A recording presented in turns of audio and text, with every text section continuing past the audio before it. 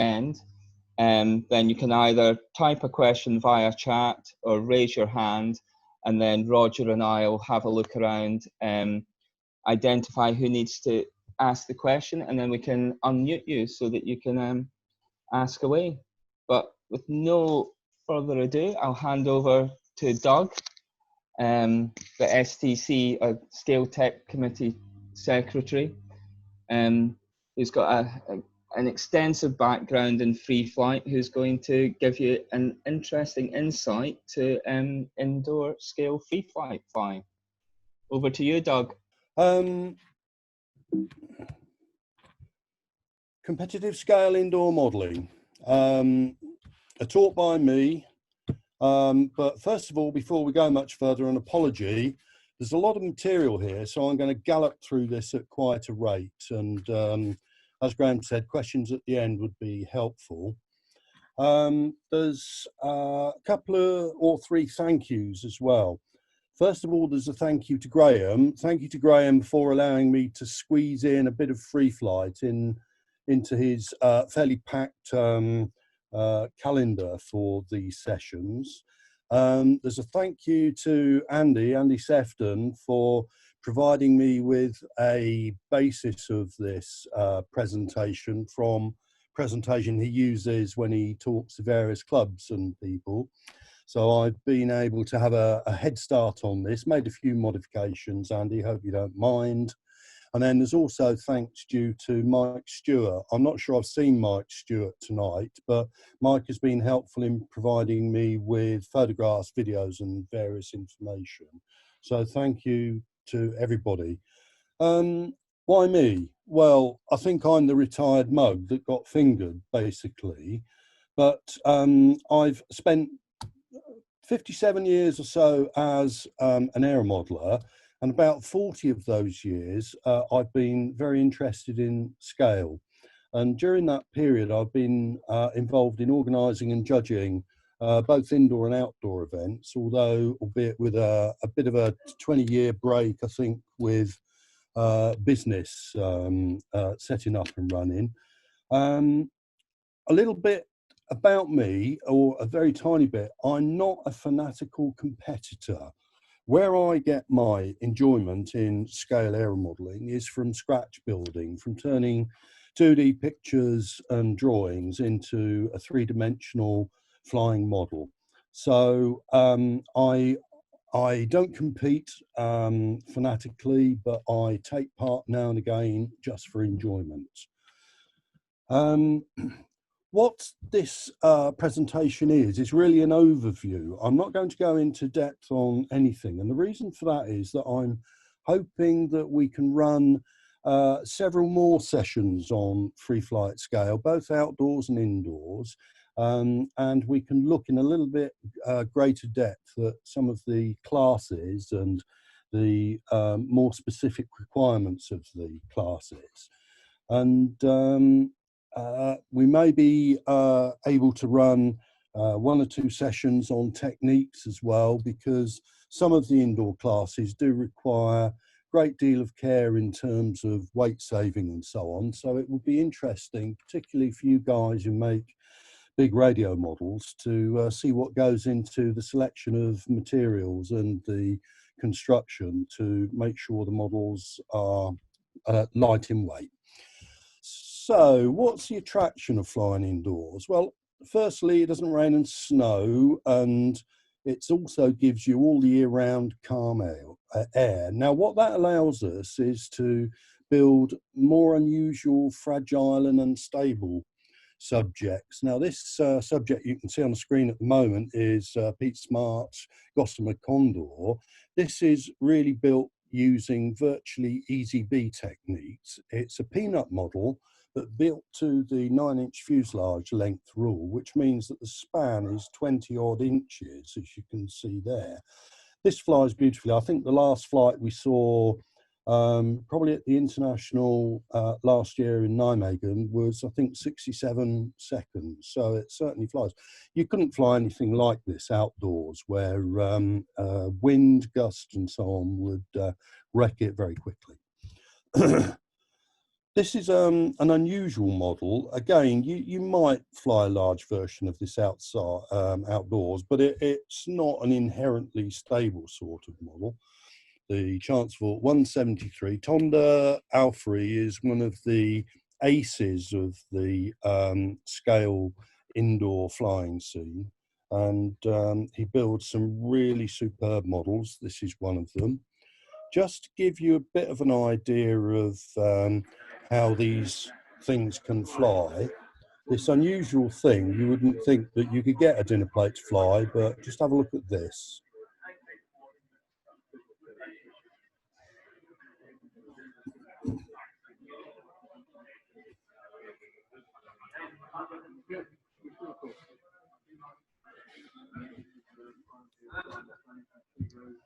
The cruise part of this flight is superbly stable.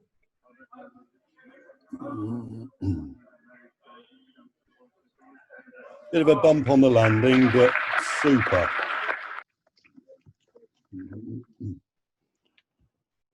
And this is another example of model that you would struggle to fly outdoors. This is a little peanut model, and it has no dihedral whatsoever.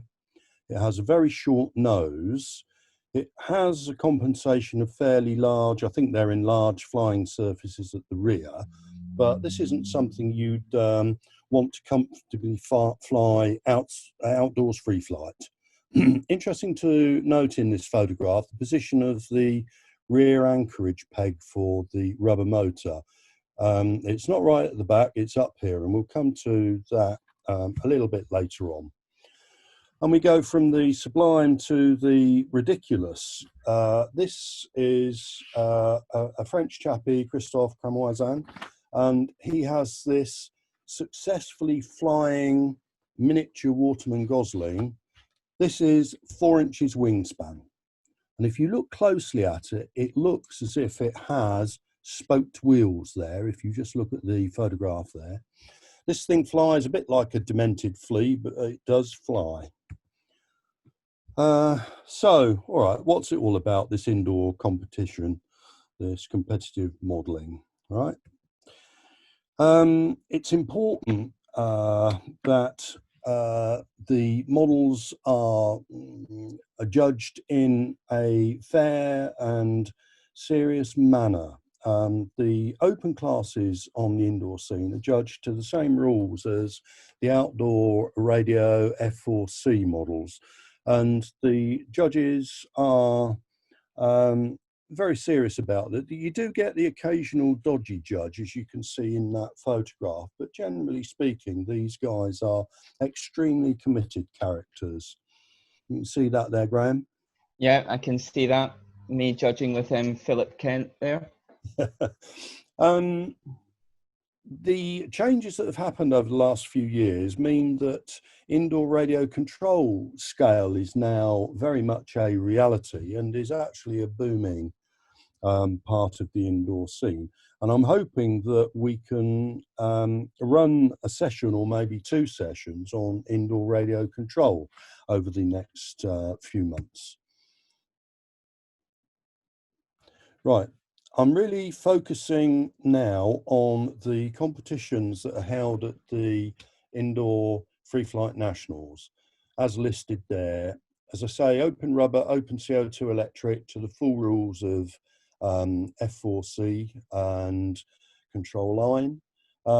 There's a new class we've introduced this last year, intermediate scale. This is intended to be one of 2 things. One, stepping stone between the relatively simple models down here, the kit scale, peanut and pistachio, a stepping stone between those and between the open classes. And it's the first step away from judging against the kit scale plan to the photographs, 3 views, and the other information that we would normally use for open scale. Kit scale, again, a change for this year, and that change is to revert more back to the stick and tissue origins of the kit scale class. The kit scale had been so successful that it had become a class where people were using a lot of paint, using detail, and so on and so forth. And the difficulty that we have in the UK, probably the same everywhere, is that it's quite difficult to get new people to come along from the clubs and actually take part in the competitions. There are a lot of guys out there in our clubs who are flying kit scale models, they're flying peanut models, but they don't enter competition. And this is a simplification intended to encourage them to actually join in. Peanut and pistachio are a little bit changed. And again, the objective in changing these rules is to open the field a little bit more to club flyers. And the way that we've done that is by limiting flight scores and thus allowing club flyers to compete on a more even field with the successful competitors. We haven't tried these rules, of course, because of the coronavirus lockdown, but I'm hoping that we will see an increase in people from the clubs taking part in these events. We've also introduced this start and no-cal scale as well. This is a class that has been running at the International in Holland for a few years now and attracts quite a good entry. Interesting little models, and I believe that there are people in the UK who would quite enjoy building these relatively simple models. We've set a weight limit here, a minimum weight limit of 6 grams, so that people like me with big fat fingers stand a chance to actually build something that's competitive in that class. So those are the classes at the Indoor Nationals. Let's have a look. That there is a table full of kit scale models. Now that isn't a complete year's entry. Years gone past, we've had over 40 entries in this kit scale class. It has been so popular. And it's very difficult to actually get through the judging of those models in one day. So part of the rule changes this year has been to simplify the rules to make it easier to get through the judging. Right, we also run a couple of fun events, the air race and the mass launch at the Indoor Nationals, and we'll come to those a little bit later on. We've got a video that I want to show you, and as I arranged with Andy just before we started here, he's going to give a commentary, an interesting commentary on the air race. Right, so let's have a look at the models that, first of all, the open classes. These are random pictures selected from a number of sources just to give you an illustration of the quality of the models. This is a rubber model entered in the open class. It's not a huge model. This particular model doesn't have separate control surfaces, but it does have a lot of nice detail in terms of the cockpits, the motor and guns, and the rigging. Very nicely painted, very clear, nice crisp surfaces. Very nice model that from Lars Tolkston from Sweden. This is a CO2 powered model. Again, it's got quite a lot of detail on this model, separate surfaces. This model actually flies pretty well, and we'll see it flying later on. Again, this is offering from Tonda Alfrey, who's one of the masters of the indoor scene at the moment. It has been for some years. This is an electric model. This is by R. Pete Smart from the UK. It's twin engined, multiple engines being made very much easier these days, with electric power being more viable.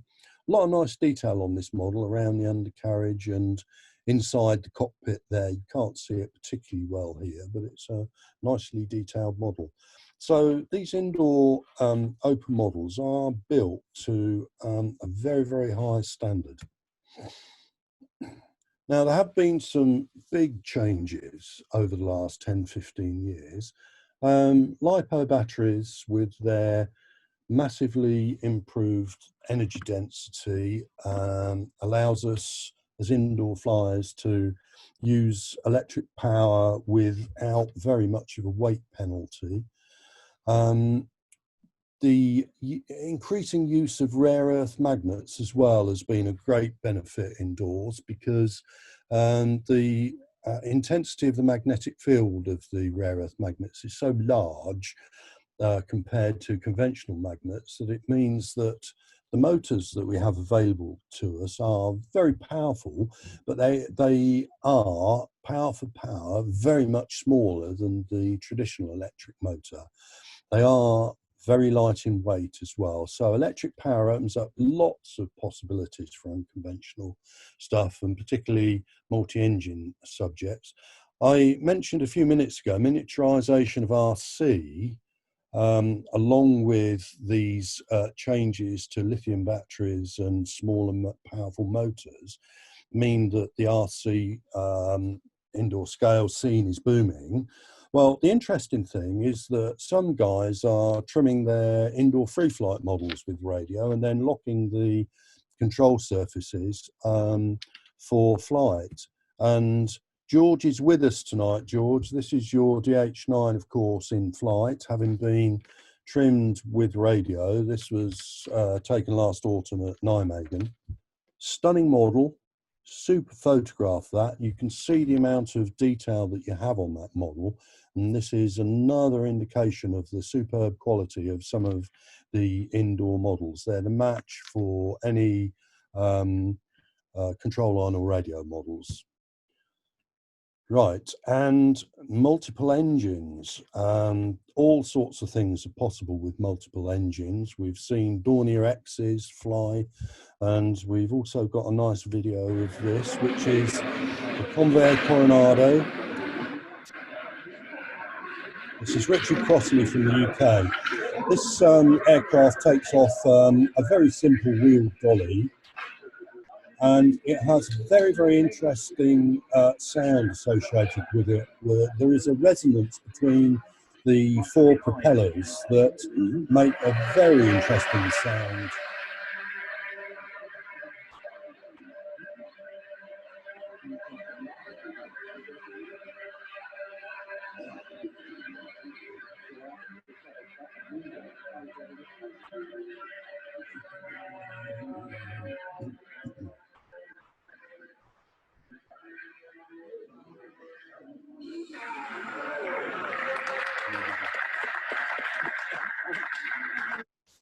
You saw a bit of ground effect coming into play there at the end of that. Quite a steep descent, but a very nice flatten out and flat landing. Right, so we're starting out. You want to have a go. So what do we do first if we decide we're going to have a go at flying a scale indoors free flight? Well, the first thing we do is look at the rules. Rules of all the classes are available from the BMFA for those guys who are flying in the UK. The other thing that we should do is to look at the judges' guides, because this is a useful document to give an indication of what the judges are looking for in the models, both in terms of their static judging and also in terms of their flight performance as well. So these two documents are very, very useful. How do you get them? Well, I won't go into great detail here. On the BMFA organised website, excuse me, the homepage and then the BMFA description leads you to technical committees. And if you run down to the Scale Technical Committee, you'll find their homepage. And underneath documents, you've got the rule books and judges' guides and everything else you might want. Let me say, if anybody is interested in getting hold of these things and they're actually struggling, well, contact the Scale Technical Committee and we'll sort it out. Right, so basically, what class and what subject? Well, It depends. If you look at what class you might want to enter, it depends on your experience. If you've built relatively small models, stick and tissue type models, in the relatively recent past, then your choice is relatively open. The small classes obviously are very delicate and tricky, so they're a little bit more difficult if you're used to fiberglass and 1/4 inch square and all the rest of it.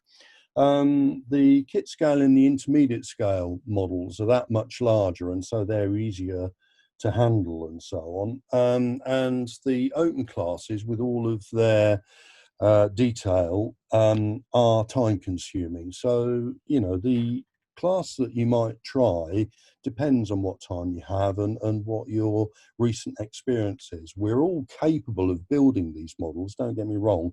It's just a matter of how recently we've handled 16th square. What subject? Well, it depends whether or not you actually want to win or just take part. If you want to win, then you choose a subject that obviously does well in the rules, and you build that. If you just want to take part, then you build what you fancy and enter it and have a bit of fun. I mean, this logic applies to radio, control line, everything. If you want to win, then you have to choose the right model. I've never managed to do that. I just build what I fancy. What about the power? This is the choice that we've got at the moment, although I do know one or two pyrotechnic maniacs who would like to fly Jetix indoors, but we can't accommodate those. So looking at these power types, let's have a look at rubber power. Now let's clear something up first of all. The power's not a rubber band, it's a rubber motor. That's a rubber band. These are 10 a penny. The postman drops 10 or 12 a week on my drive. Don't know if it's the same for anybody else, but this is a rubber motor, and it's strip, which is what's originally produced by Pirelli in Italy for tying up vines, which would decay, the rubber would decay at the end of the season, enable the vines to be cut back easily and so on and so forth. It comes in roughly 1/20 of an inch thicknesses, that's the standard thickness, and generally speaking in a 1/4 inch width. This strip is available from a number of suppliers, and a number of suppliers actually strip this down into smaller sizes such as an 1/8 or a 16th for people who are building smaller models. So you can buy this stuff. It's not inexpensive. Current prices in the UK are about £65–67 a kilogram. The characteristics of the rubber motor, I'll spend slightly longer on the rubber motors because it's a bit different from the sort of stuff that you guys use for your bigger models. This is a part wound power against time curve, or torque against time curve, or stored energy against time curve. And what this represents is the propeller held stationary there, released, and the propeller accelerating, and the thrust and the power being generated climbs to a peak. In some cases, that curve there might be a little bit steeper. Right, so it climbs to a peak and then it decays away down this curve here. Now, this is a typical curve. If you were to take a rubber motor and wind it up towards its maximum limit before it breaks, then that peak would be relatively higher and then decay away. If you were to not wind it so up particularly much, then that peak would be much shallower and smoother and not so pronounced. If you were to lengthen the rubber motor, say double its length, then that curve for the same cross-section and size of motor would actually extend itself out here. So there are certain variables that you can play with here. For indoor scale, what you actually want to see is that peak there is just sufficient to take the aircraft off the ground and for it to climb to a cruising height. And then the aircraft will cruise on that portion of the curve. And ideally, as the power, the thrust drops off, then the model will come to the floor and land before the torque comes down to zero. So the model wants to land with the propeller still running. It's not a realistic flight if the propeller stops running and the aeroplane falls out of the sky. Right, advantages of rubber power. It's relatively cheap. It's certainly cheaper than some internal combustion engines. It's certainly cheaper than carbon dioxide engines indoors. It's a simple process. Get yourself your strip, tie a knot in it, stick a bit of glue on it, put a bit of oil on it, lubricate it, and bob's your uncle, off you go. And what I've said here is that rubber will give you the perfect power delivery, providing you size the motor correctly and you mate it to the correct prop. The disadvantages of rubber are its weight distribution, where the rubber needs to be of a certain length. If the motor is long, but the distance between the front of the model and the anchorage point is short, then winding the motor to be evenly distributed with the lumps and bumps that automatically come onto the motor can be very, very difficult. It's a bit of a black art, actually. Now, if you remember, we looked at that peanut model of Andrea Hartstein's, and what she'd got on that model was a rear anchorage point for the rubber motor, which was about the same distance behind the center of gravity as was the drive hook at the front of the model. So her weight distribution on that model was ideal, and as that motor ran down, being evenly distributed, it didn't give rise to any trim changes. Whereas if we look down here and we talk about thin fuselages, quite often what happens when you have a thin fuselage, particularly at the rear of the aeroplane, is that the bunches in the motor that are caused by the winding up of the motor can sometimes catch and not unwind at the rear of the aeroplane, which of course messes up the center of gravity and messes up the realism of the flight. So thin fuselages can be a problem unless you bring the rear anchorage right forward to where it's a little bit, the fuselage is a little bit thicker. There's a disadvantage with rubber in that it requires other equipment. You require something to hold the model while you're winding it up, and you require something to wind it up. So there is an additional cost associated with rubber motors.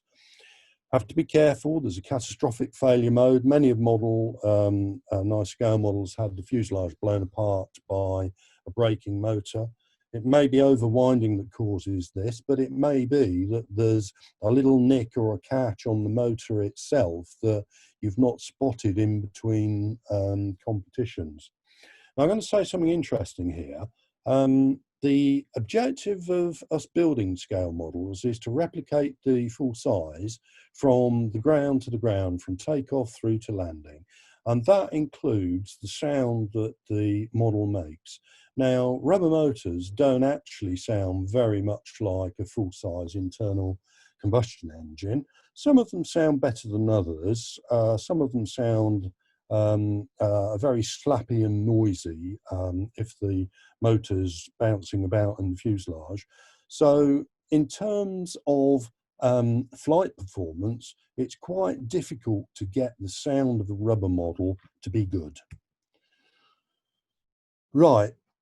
Now, if you go on to want to build smaller models, pistachio and smaller, then you may have to use one of these devices. in order to get the correct cross-section of motor to power whatever your current subject is. This is a rubber stripper. This is a Polish one. I've had this about 35 years, I think, and it's essentially, it's two drums there. Each drum carries a concave cutting blade. It's a circular concave cutting blade, and those blades are tensioned against each other.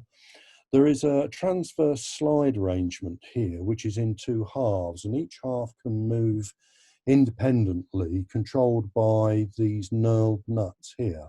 So you can actually move the two halves of this carriage arrangement apart, and that will end up making that slot larger. You can move them together to make that smaller. What you're trying to do here is to arrange for that slot to be the same size as the rubber that you're actually stripping. And more than that, using these thumb wheels here, you can actually adjust the position of that correctly sized slot in relation to the cutting position of these two rollers. And in that way, you can actually strip off from your 1/4 inch wide strip, say here, a thin strip of rubber, as long as you like, and down to some tens of thousandths of an inch in thickness. So this is the sort of stuff that, the sort of equipment that's used by the indoor duration guys, F1D and so on. And this might actually be useful for smaller sizes of models like pistachios, to get your rubber to be the right size. Not so necessary for kit scale and the larger models. You can generally get away with 3/16, 1/8 and 1/16, and maybe even 1/4 on some of the models. A combination of those sizes to give you the power, the cross section that you want. Right, now if you get it right, this is what happens.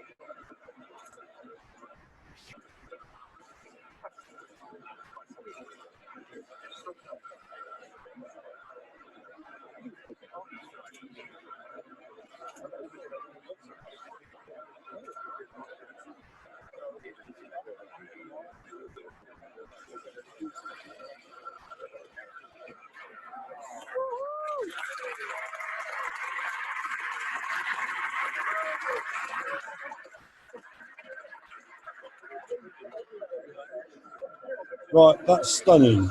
That I don't think you'll be able to see a better flight than that very easily. Mike's with us tonight. Congratulations again, Mike. That was absolutely superb. Now, interesting to see in that flight that the model had a slightly nose-high attitude. It was sort of sitting a bit on the back of the drag curve to try and slow it down. And the other interesting thing to note is that right at the end, on the approach to landing, there's a little bit of a wobble, which quite often happens when the model flies through its own wake that it's created on a previous circuit. So let's have a quick look. I'll gallop a bit more through CO2. At the moment, we have not many new systems available to us, but there's plenty available on eBay and the like. This is just a quick photo that Andy had created some years ago.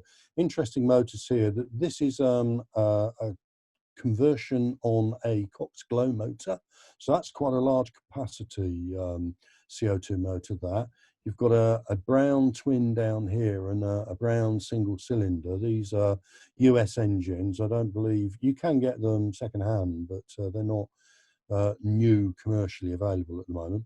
And down here you've got the little Gasparin. Now Gasparin are currently in production, I believe. You may correct me, chaps, if you know more. But they do a fantastic range of all different sizes, from powering peanut size, 13-inch wingspan size models and upwards. And they also do multi-cylinder radial engines as well. So the super selection on the Gasparins at the moment, but they are very expensive. Power. I'm not going to say very much more on power beyond what we've said, because the same principles apply. You want that peak just to get you off the ground, and you want to come down with the engine running. Now, the shape of this curve can change due to climatic conditions. CO2, let's have a look at the advantages. The first advantage is that CO2 motor running sounds good. It sounds as close to an internal combustion engine as you're going to get indoors without having an internal combustion engine. The weight distribution of a CO2 motor can be adjusted because that tank is connected to the motor by a flexible pipe. But if you don't actually locate your tank on the center of gravity, as the gas is used up, and particularly if you use a liquid charge, the weight of that tank does change and can actually cause significant trim changes throughout the flight. So most people try and sit it over the center of gravity. Disadvantage, I said it's difficult to get hold of motors. It is. Gas isn't as easy as it might be. People still use sparklets bulbs, a very expensive way of going about things. These are the tiny sort of 3 or 4 inch long bulbs that you used to be able to buy. You still can. A lot of people use larger reservoirs of CO2, that sort of thing that are used in fizzy drinks makers and so on, and you can actually get adapters to screw onto those drinks maker gas cartridges to suit the inlet nozzles on the tanks of the CO2 nozzle. Also, I understand these days, though I've not explored it personally, is that you can actually get similar sorts of reservoirs that are used for paintball guns. And so you can actually get compressed air and compressed CO2 from that source as well. I've said it's quite expensive, it is.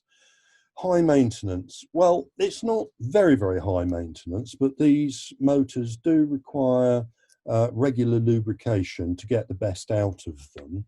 And they also, because of the temperature changes between ambient and the cold temperatures when the motors are actually running and the gas is expanding through the valve in the top of the cylinder head, the O-rings do tend to need to be changed relatively regularly, but it's not difficult tasks, but it's certainly higher maintenance than a rubber motor.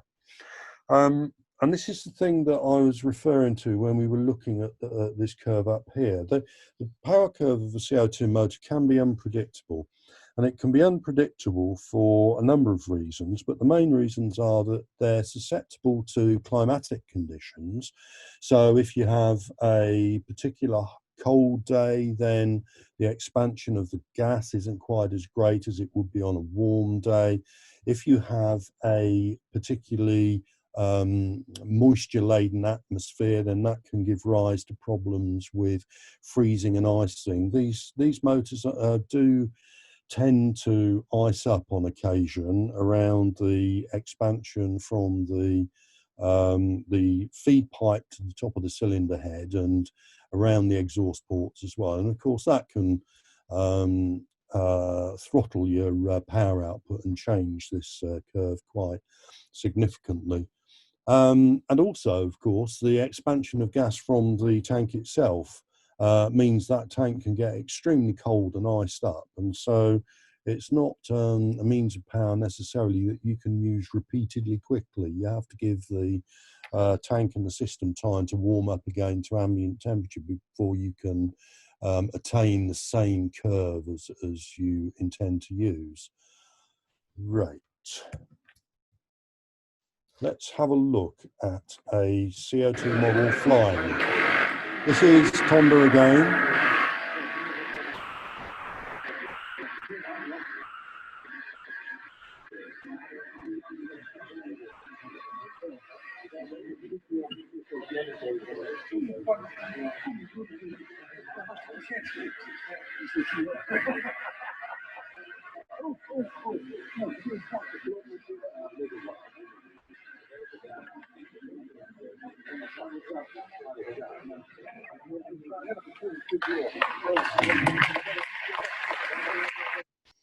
Right, that was an interesting flight. You could hear the CO2 motor there. It actually did sound, well, actually, to be honest, it sounded a bit like a bag of spanners. I don't know whether it was one of the gas firing motors, I'd be surprised, or it might have been a larger Modella motor, but the motor itself sounded rougher than some CO2 motors do. But as you could hear, it is relatively close to an internal combustion engine, an aeroplane engine, as it flew around. That was a bit of a bumpy flight for Tonda as well. It wasn't quite trimmed as well as it might be. Right, electric power. What have we got? Available systems at the moment. We've got the old traditional KPO1 and KPO2. These are brush motors with a gearbox. They've been around for a long time. Atomic Workshop have introduced a series of brush motors and gearboxes as well, which are very successful. There are a number of these combinations of motor and gearbox available from the microscale radio models as well.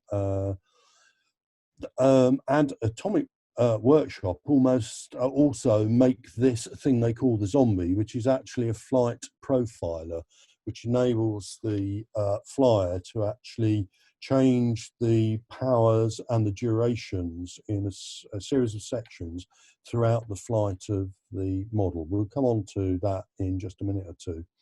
Now, the other big development is that I think spawned from the indoor radio shock flyers is a few generations now of very small brushless outrunners.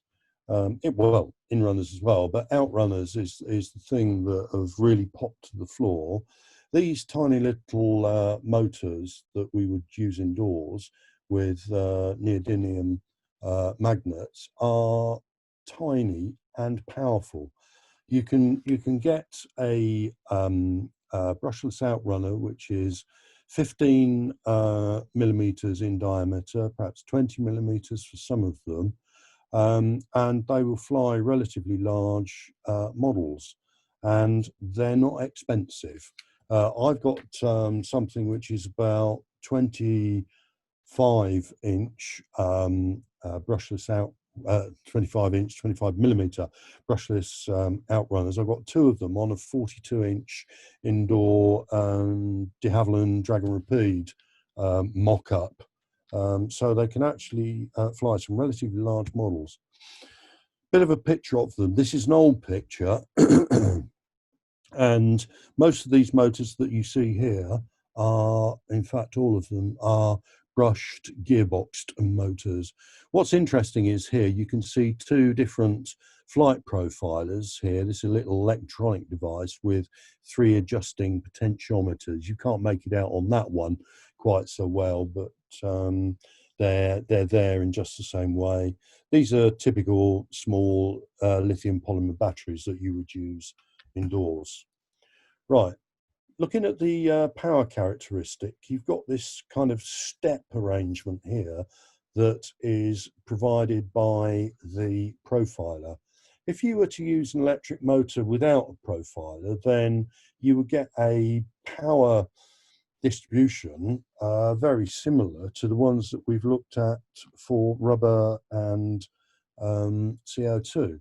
The problem with it is, though, that reliable charging of the batteries doesn't allow you to predict the discharge curve, the power curve of an unregulated system particularly well. So they're not really used for indoor scale these days anyway.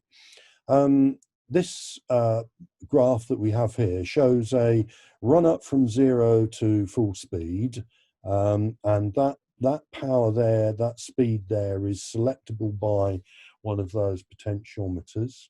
The duration of that power setting is can be set by another potentiometer, and then the time taken for that power to decay to 0 can be set by a third potentiometer. A lot of these things are very clever as well, because there is, generally speaking, an adjustable time delay at the start of this. So you have time on your electric model to press a little button that says get going, and you've got time to put a cowling back in place and walk away from the model, and it will just take off on its own. So that's quite nice to see. Right. Advantages of electric power: little maintenance, predictable and easily controllable when you use a profiler. The weight can be concentrated where it's needed, and this really is the case now, because the flexibility of positioning of both the flight profiler and the batteries do give you the ability to adjust your center of gravity without adding particularly much nose weight or tail weight, whatever you would need. And the thing about it is as well, of course, that the weight of these components doesn't actually change through the flight, so your adjustment can be permanent. Disadvantages: well, you need a charger. Chargers aren't necessarily expensive, particularly if you stick to single cell batteries. As soon as you go up and you want a balancing charger, things get a little bit more expensive, but they're not really eye-watering. And that's why I've said cost-wise in brackets. There is a cost associated with it, but it's not particularly great.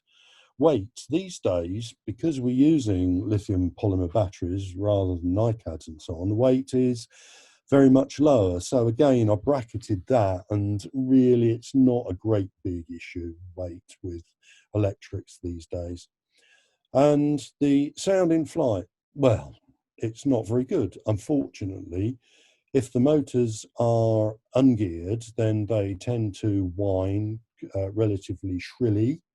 If the motors are geared, depending on the gearbox, then they again can sound a bit like a bag of spanners. Let's have a look at a nice flight though.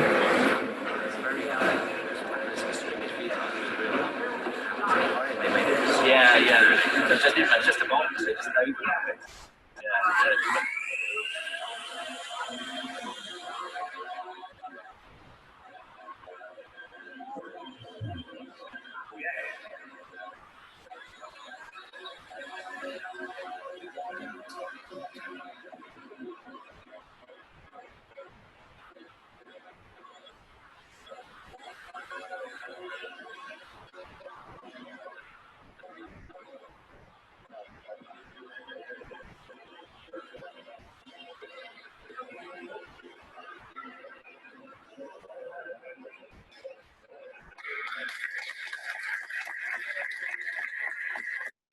So a bit of a wobble there from Pete Smart's Heinkel at the end there.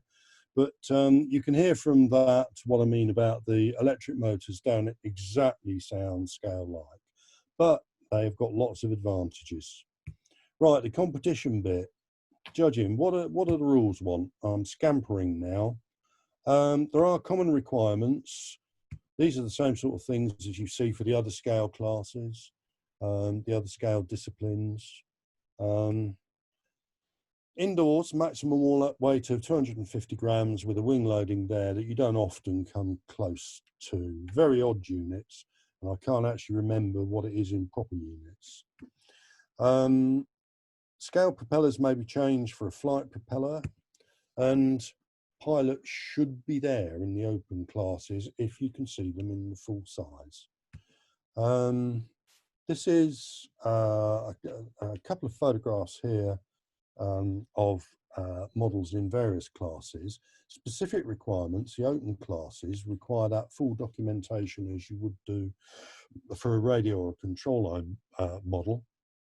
And that there is a picture of Mike Hadland's open model. Mike's with us tonight, I think. This is an indication of a standard of model which is approaching museum quality here. The photograph doesn't sort of enable you to see it as well as it might do, but the standard of that model is quite something. Intermediate scale, this is the halfway house class again. What we've said in this is that rather than full documentation, we'll settle for maximum of 3 photographs plus a 3 view with some judging flexibility. And what that means is if the subject aircraft isn't well documented, say for example, it doesn't have any colour photographs being available for it, then if the builder can supply a colour photograph or a written description or something that is of either a similar aeroplane or a similar type, then the judges will look upon that flexibly and say, well, okay, you haven't been able to find that documentation because it doesn't exist, but we're not going to penalise you unnecessarily because of that. This is an attempt to get people into this class and building to photographs and 3 views with a view to progressing on to the open classes. Kit scale, judged against the plan. What we've said is power as the original plan only, which is a change from the previous rules, which allowed any power plant. And it's caused a few grumbles, this, but the objective again is to make this class easy for people who are club flyers and fly in their local gymnasia every month or so to come along and actually take part in the competitions. They don't want to be put off by the standard of some of the models, which was approaching the open class. Any models, of course, that were built for the kit scale class in the past with different power plants to the original plan, of course, they can pop straight into the intermediate scale class. So there's no loss in terms of being able to use the models. This is an interesting photograph, this, of Kawasaki high-end, which again flew at Nijmegen in the International last November. It's a very interesting aeroplane, this, because this is a tissue paper finish and there is no paint on this whatsoever. The underlying tissue is a silver colour and the green mottled markings are torn pieces of dark green tissue which have been separately torn up and stuck to the airframe with cellulose dope. And it's really impressive to see that. Lovely looking model. Flies well. Right, specific requirements of the peanut class: 13 inches or length excluding propeller of 9 inches. And the pistachio is smaller at 8 inches and 6 inches maximum length. Now that top photograph there is a pistachio model of an MB5. This is Richard Crossley's model here. It's on a stack of peanuts, but it is pistachio. And that is an absolutely super little model when you look at it close up. Flies a bit like a demented flea. A lot of these tiny models have to be relatively overpowered to stay in the air, and so they do tend to fly a little bit fast. But these are duration classes, peanut and pistachio, as is the NoCal. So we're not judging them against the flight appearance as such, only the duration. This is the starter NoCal, 16 inches maximum, minimum weight of 6 grams for fat fingers, and no high-tech materials such as carbon or anything like that. So this is all tissue and balsa wood, all basic stuff. Lightweight profiles, printed or painted coloured tissues on a very, very lightweight frame with a motor stick that runs down the side there. Good durations out of these things, a minute or more. But they're relatively easy and they're relatively good in introduction to guys who want to familiarise themselves with handling small size material. Right, what else have we got? How are the models assessed? Open events, well, flight profile and realism, full supporting documentation, some of the best flight and the best static score as in the outdoor radio classes, so it's flight to static ratio of 1:1. The intermediate scale is judged flight-wise identically, limited supporting documentation for static, twice the best flight plus the static score. That's a ratio of 2:1. So what we're trying to do here for intermediate scale is say to the club guys, if you can get your model to fly, then it stands a better chance against the experts. So come and have a go. Right, kit scale scoring. Power as the original kit. I've talked about that enough already. Flight profile and realism. 3 times the best flight and the average static score. The static scores are done differently for kit scale. So we're using the average of the 2 judges rather than the total static score here. But that results in a static flight to static ratio of 3:1. So you can see the progression now from getting the club flyer involved, getting the beginner involved. Flying is the important thing. Get your model to fly. The static's not important. It gets more and more important as you head towards the open classes. What else have we got? Yeah, and again, I hinted at this before. We've capped the duration for peanut and pistachio at 50 seconds, plus that 10-second bonus for a takeoff if you do it, which means that those guys, Mike Hadland, sorry to point the finger at you, but those guys who can make museum quality models and get them to fly for over a minute, this actually gives the club flyer a bit more of a chance. And the other thing that this is aimed at doing is trying to encourage those people who are reaching the 50 seconds plus 10 to actually look at the bonus points for unusual models, for multiplane models, for twin engine models, and even helicopters and autogyros, to try and generate some interest in some unusual models in the classes as well. 4:1, the flight to static ratio. Starter no count, well, very, very simple. Nothing much more to say on that. Some of the 2 highest flight scores. This is the sort of thing that our friends in Holland run at their international meeting in the autumn each year. So there are some guys over there who have models which would slot into this class very easily. And there are also guys from the UK who take these models over there. So I'm hoping that we've got a core of flyers there that actually will generate some interest and hopefully build this class up to be large in the end. Right, fun events, mass launch in the air race. Right, open to rubber models. The mass launch is the usual mayhem of many entries. Last one down wins. And the air race is a Le Mans start, and then the greatest number of laps flown in a 10-minute period around 4 pylons set in 10-foot square. These tend to be helium balloons tied to cans of beer, actually. And the most laps defines the winning model. Models must be indoor legal. That just means they've got to match the weight and so on rules. Okie dokie. We've got a video here. I would like to ask Andy to give us some sort of commentary on this video. If you can unmute him, please. I'm unmuted. Super, Andy. Well, there you go, matey.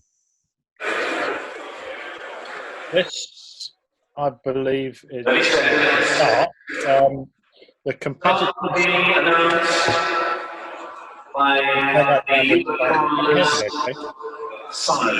you hear me okay, Doug, please? Can you hear me all right? Help, Andy.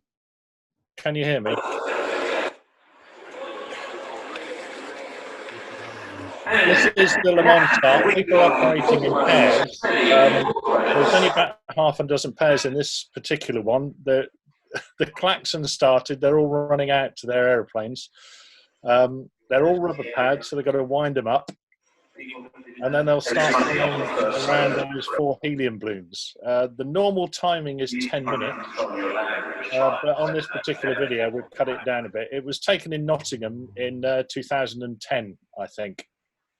A few years later, we moved these Warsaw. So the first one's away. There's no rule as to which direction. Everybody normally flies left, but if you want to fly right, you can. There's no issue with that.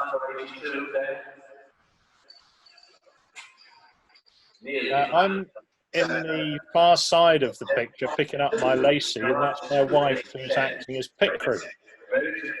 And the moral of the story in this one is that if you're going to use your wife as pit crew, then you need to brief her properly.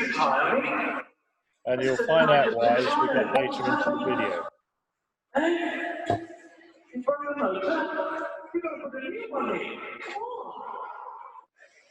You'll see that 1 or 2 of the airplanes are cutting the pylons if they do that. Now, we're running to my model, and all of a sudden, we crunch. So the second moral of the story is whenever you run towards a model, never run directly towards it. This is the point where I have to retire because my lovely wife has come from my Lacey. Explaining the system. I think that's absolutely terrible. You can see, I don't know if you heard that, but the commentator laughed, which I think was most unfair. It's still worth it. Come on, action. And the original field, as you can see, has now come down to about 3 or 4 models because of the attrition rate, shall we say, of the competition. A good score in the 10 minutes is something around 30 laps. So that if you get over 30, you normally end up winning the race. If you get 20, you'll come 3rd or 4th. That's it. Over to you, Doug. Right, thanks for that, Andy. It's unfortunate I don't know how to turn the volume down on the video without turning your volume down. So it was a little bit difficult to hear, but I hope people got the gist of what went on there. Fair enough. Right. So how do we go about it? Now, we're nearly at the end now, so I'm going to go relatively quickly. Well, the most highly recommended read that we know is Mike Stewart's website, freeflightscale.co.uk. On that site, there's lots and lots of information, lots of pictures, lots of hints and tips, all sorts of stuff. And there's also full building instructions for one of the Varon rubber-powered kits, which if you're trying to get a youngster, a nephew, niece, or grandson, or whatever interested, then this is a very good place to go and get them to read, pardon me, through the instructions there. So highly recommended. Thank you very much for all the work you've done on that, Mike. There's a couple of the models in the air. This is an indication of the content of Mike's site. So you can see lots of photographs, lots of easy to follow instructions there. Better than the Varon ones. Now, suppliers of bits and pieces. There are a number of suppliers in the UK, and there are other suppliers around the world. I've listed a few down there. If you're looking for anything, you're having any problems when you're trying to get into indoor scale, give us contact us, give us an email, and tell us what you're looking for, and the STC, the Scale Tech Committee, will help you out. There's a lot of general discussion on the Facebook pages, as you well know now, after discovering these particular sessions. If you're looking for plans, there's the Outer Zone website, has a lot. It's not complete, but again, you know, use the STC as a sounding board. If you want to plan for something or other, let us know, and we'll see if we can find a plan for you. Hip Pocket Aero also has a lot of discussion on techniques. If you can wade your way through the non-technical stuff on there, and there is a lot, but there are some very interesting techniques on there. So there's quite a lot of information. Right, a summary. What's all the fuss about? It's not that difficult, so why not have a go? All of you guys listening, come and have a go. Particularly as we've introduced proxy flying for the peanut pistachio and the no-cal profile models from next year. So build a model, trim it, fly it, put it in a box, post it to us, and we'll get somebody competent to fly it for you in the national championships over here.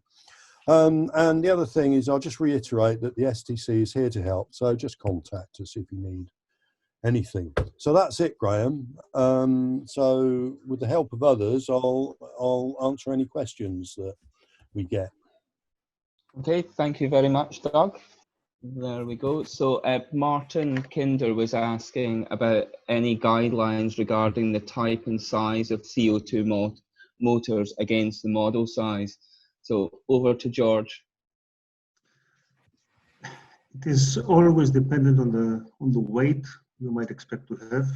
A first very general guideline which is useful is that you should aim for about, in terms of weight, about 80% of the displacement of the motor, which is of course a relative thing. For example, the telco that was the motor used by Ton Alphen in his model is 60 cubic millimeters. And that would mean that you would probably fly a 40-45 gram model. Heavier models have been flown at a heavier power setting. Accordingly, the wingspan would be, again, the multiplication, let's say, of the weight by 10 in millimeters. For example, a 45 gram model with a 45 centimeter span or 450 millimeters would fly well on a telco, a Gasparin 63, a Shark, something like that.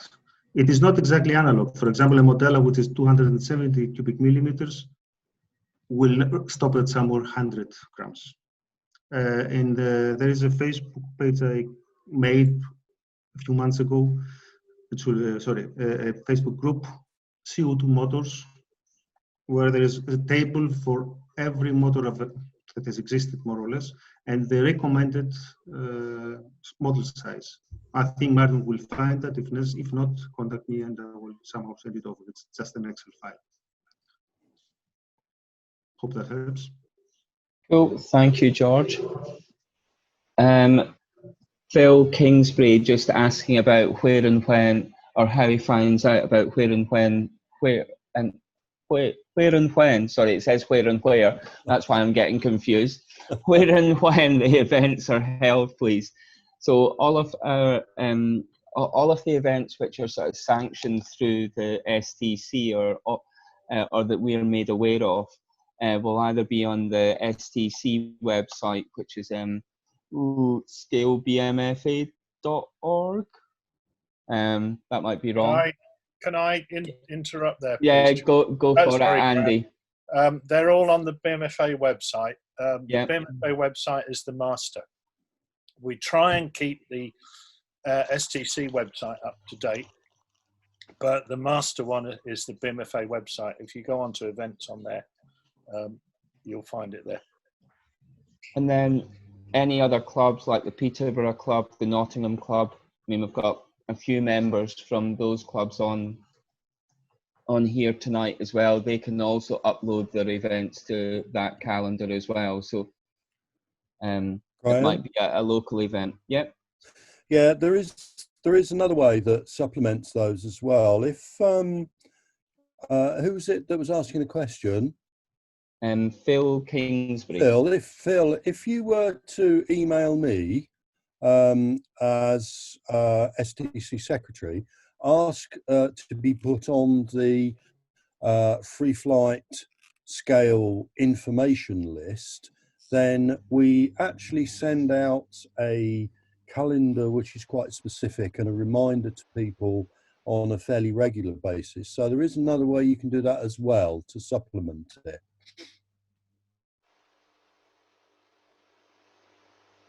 There we go. Mike Barbie, do you want to unmute yourself and ask your question after talking about your variable pitch propellers last week? You've got a related question this week. Yes. After my very, very poor performance at Top Gun with the mass launch from year to year, I still have a nice model, but I want to know where to get the right propeller to power my airplane.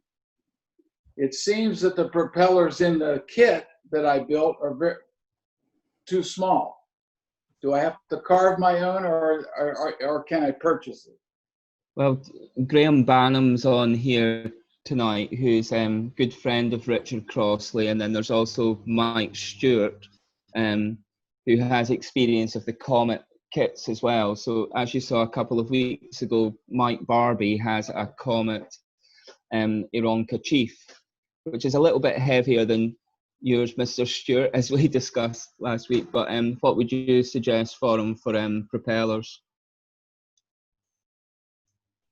Anyone, Mike? Yeah, Yes.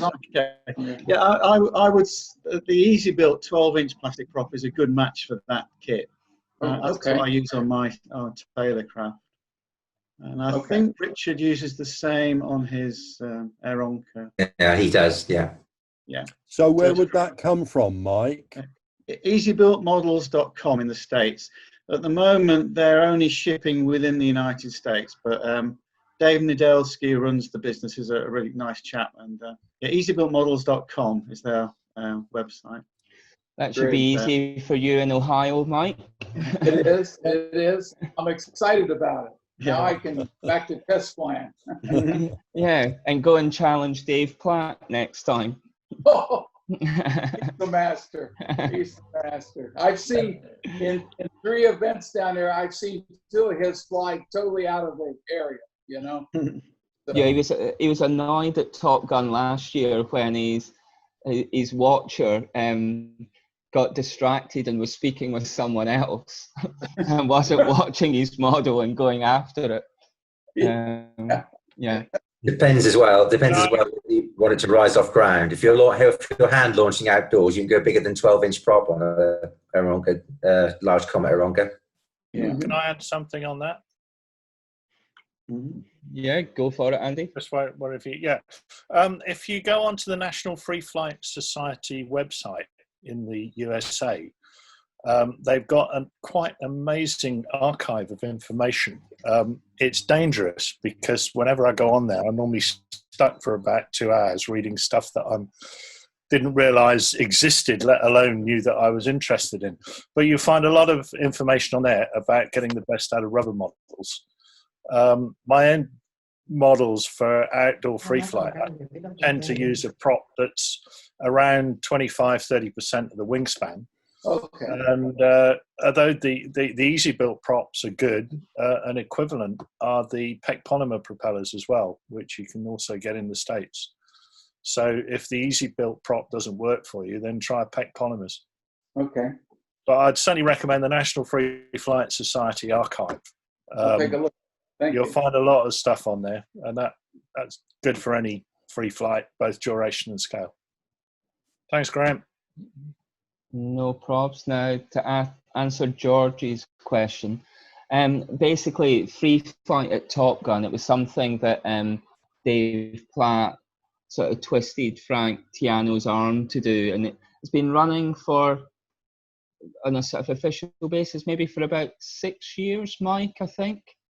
I certainly think, I mean, I've participated in it twice. In fact, one of my aircraft has only ever flown in the States. It's never even flown in the UK, which Dad and I spent a lot of time putting together last minute to take out there.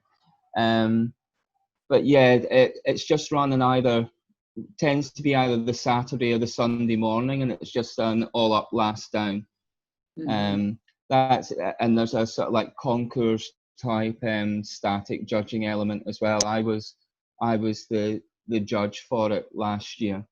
So yeah, it's a little bit of fun. Some of the aircraft don't stay up very long at all. Not at all. Not at all. Funny to I mean, Dad and I took 2 aircraft, is it 3 years ago now? I think it's 3 years ago, which was more as an experiment as well, to see how we could transport them with like just on a standard like Virgin transatlantic flight. The unfortunate thing, the guy that looks after it went and increased the wingspan and made it, I think it's now a minimum, is it a minimum of 36-inch wingspan? I think it is 36. Yeah. Which to try and transport a 36-inch rubber model when you're not going for, when it's only like for it's not even an hour, like enjoyment, then yeah, it made it more difficult. But I am thinking about one for the future. Good. Martin Kinder, another question there, just asking how many scale indoor comps are there per year, excluding the nationals, which are currently held at Walsall. He's only aware of the North West Indoor Gala at the Manchester Velodrome. Well, I think basically the other events are all club events, Martin. Yeah. You know about the Shawbury Indoor events, and there are a number of other venues in the Midlands, and St Helens, I think, runs them.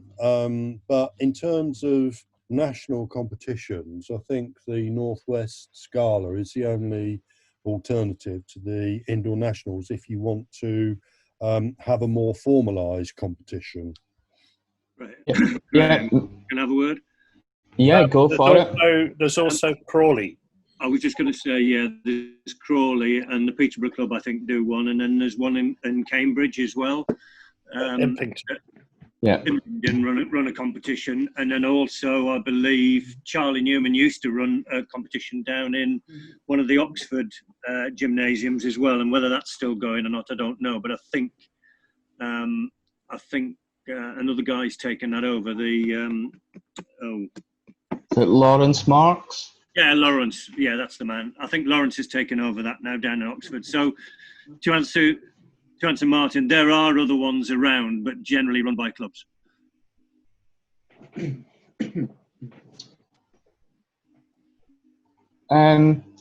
Interesting question, Martin Kinder. Do you want to unmute and ask it yourself?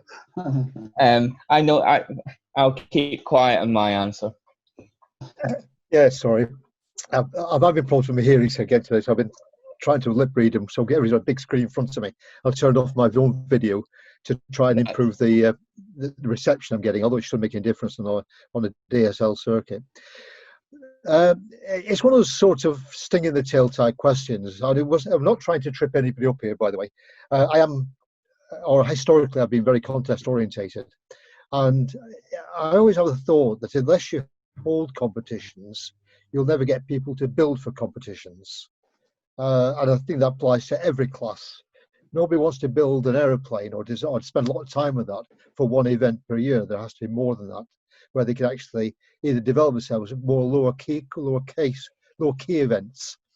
So yes, I'm fully aware of obviously the normal fly-ins, and you know, I'm now fairly regular at Shawbury. I think it's great.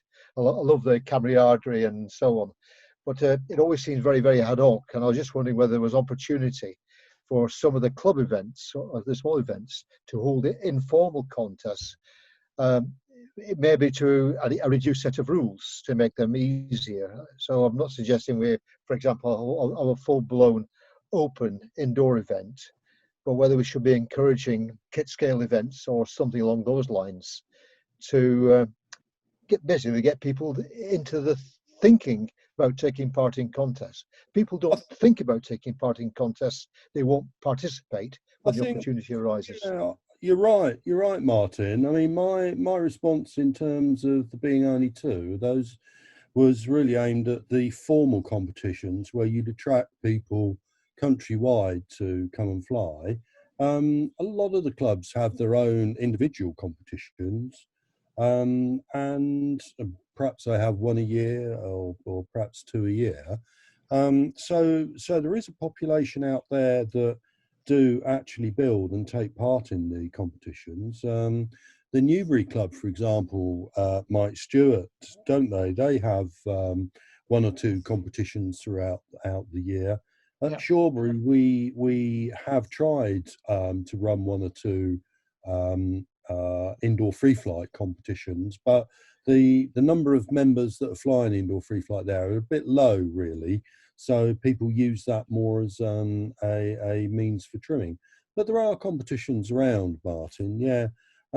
But I think from the Scale Tech Committee point of view, we can only encourage clubs to have competitions. We can't really influence them because they are their own entities and so on. So, I mean, we could actually run a bit of a campaign perhaps within the magazines, and I'm thinking, Andy, we might do something in the BMFA News to try and encourage clubs to run competitions. But I think that's as far as our remit lets us go. Okay, thanks, Doug. Yeah, I do understand that. I do appreciate the difficulty.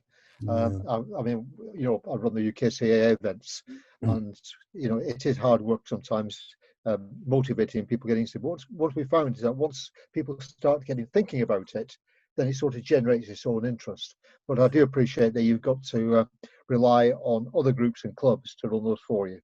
Yeah, you see, the difficulty with running indoor meetings is the cost of it, Martin, as you well understand. Now, the outdoor free flight scale scene is a lot healthier in the sense that we have UK-wide entries for probably 6 or 8 competitions throughout the season. But generally speaking, to run the outdoor competitions is really a small proportion of the cost that it costs to go indoors.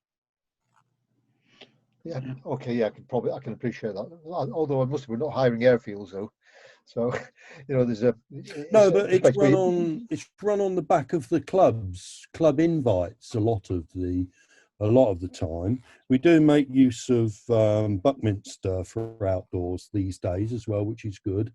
The Grantham Club are very helpful with the use of Barkston for various events. So yeah, the overall costs are, well, for example, let me say to you that the costs for the indoor nationals for this year, albeit we didn't hold it because of coronavirus, was about £1,200, £1,300. And the cost of the use of, say, Barkston through the Grantham Club is about £300. Fair point. Yes, Yeah. fair point, because of sharing the resource. Yes. Yeah. Thanks, Doug. No more embarrassing questions. I wasn't meaning to. No, keep genuine questions. Not at all. Mike Hadland, have you got anything you want to add, as you're another very experienced indoor scale free flighter? No, not really. But I'd like to have a look around Doug's tidy workshop to see what he's got on the board. you won't appreciate this, I don't think. What's one of them?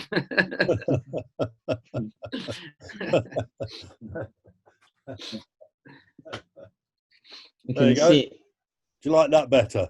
Where are we? That's better, yeah. Yeah, nice. Well, I know that there's a few of us, we've already discussed, Mike, that you might want to do one of these sessions like a month or two down the line. Mike is probably he is the leading person in the UK in terms of like peanut models. I don't know how many times that you've won the peanut championship. And I think Too many. yeah, and I know Mr. Stewart wants to find out quite how you build so lightly. He keeps on trying. I'm Okay, hoping yeah, you I'll do a peanut session, not a problem. That would be amazing. Really good, Mike. You see, as I said at the beginning of that overview, I'm hoping that we can run a few more specific ones. If you do the peanut one, which would be great. Yep. Mike Stewart said that he'll have a look at a kit scale one. And I'll twist somebody's arm to get onto the open scale over the next month or so and see if we can do that. And then we might have one or two techniques type things. We've already had a super presentation from Martin on his laser cutter and so on. We might have a bit of a 3D printing one. We might get somebody to have a look at the different covering techniques that we would use indoors. And then there's the indoor radio as well. So there's a lot of things we'd like to do if we can. So your volunteering is appreciated, both not a problem. Mike. Not a problem. And my namesake, I haven't dropped you in it and asked you about doing the open one with Mr. Crossley yet, but we'll get there. Now, aren't you? I'll have a word with him. That would be brilliant, Graham. Thank you. He's gone off building a bit. He's building summer houses now, anyway. Yeah, he's got many sofas on a summer house, isn't he? Okay. Anyone got any more questions to ask tonight? Not exactly a question, just a comment. Yeah. Part of which I already wrote was Doc said something about CO2 motors being expensive. That is a relative statement. Compared to rubber power, of course, they are more expensive. Compared to an electric setup, they might be comparable. But let's say the absolute prices range from, on eBay, for example, from 30 to 50, 60 US dollars, euros, pounds, whatever, for a normal motor. And the newly available ones, Kasparin ones, they might go up to 100 euros, which is a lot of money, of course. But you can take good care of them and they last for years. The second part of this comment is that, of course, compared to electric, they are much more difficult to operate in the same class. It's unfair. That is why the number of CO2 models in the UK nationals has been diminishing steadily, with the notable exception of 1 or 2 people who still choose CO2 just for the fun of it properly, as Doc said, for their fancy. And the third is that it is amazing with the new electric systems, new being 10 years old now, how much lighter you can get compared to rubber power and CO2. A complete setup with profile, motor, battery is less in total weight and much longer in duration. It is the future, but they sound badly, as does my de Havilland. So, compromise. Go quick comment from Tim Horn there, which is actually very applicable to me, that there's an event or indoor meetings held monthly at Norwend near Warrington as well. I was actually in Warrington yesterday. But not all of them are for scale, so it's indoor duration. So I'll certainly have a look out for that, Tim, and probably see you there. I don't know if you fly your Douglas World Cruiser there, but I definitely want to see that at some point soon. Okay, well, thank you everyone for joining. Thank you. Can I ask a question? Yeah, go for it. Is it John? Well, this is something very new to me. I've never seen very much of the indoor scene, as it were, and absolutely fascinating. I'm particularly interested, as an outdoor scale modeler, in seeing what you can do in indoor radio control. Is that going to be one you're going to cover? Yes. Yes, it is, and I might be doing a bit of that. Graham Green isn't on tonight, but Graham Green from the Liverpool club will be assisting me with that. Look forward to it. I mean, there's one absolutely superb aircraft at the moment from Rob Wardale from Fleetwood. He's put together a Dornier DOX using, I think it's discarded motors from quadcopters, isn't it? No, they're pager motors. Is that what it is? Yeah, the very small ones that give you a vibration in your phone. Right. And he's got 10 of these working, but building from something called vector board as well, which I must admit I don't have much experience, or I have zero experience of. But Rob's definitely sort of like, I would say, the UK leader in it with what he's producing and how quickly he produces them as well. He's been flying the model outdoors this week and is hoping to get some indoor flights very soon. But yeah, fantastic one. So that hopefully will be one of the sessions in September. The next one on July the 22nd is 1970 versus 2020. So we look back to the 1970 Scale World Championships held at Cranfield. And our own Chris Allen was there, has photos, has the original program. So we'll go through that. And then we then go across to Paul Antonissen in Norway, which is where the championships were going to be held. In fact, when is it, John and Richard and Steve? I think it's next Tuesday. I think it was next week we were going to be, 2 weeks' time we were going to be driving out there.